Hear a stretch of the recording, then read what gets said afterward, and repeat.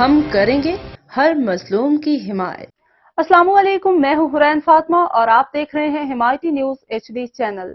نظر ڈالتے ہیں آج کی اہم خبروں پر۔ بلوچستان کے دارالحکومت بشکیک میں پھنسے طلباء کی پاکستان واپسی کا سلسلہ جاری ہے۔ سندھ کے اور بلوچستان کے طلباء کو لے کر خصوصی پروازیں کراچی اور کوئٹہ پہنچ گئیں۔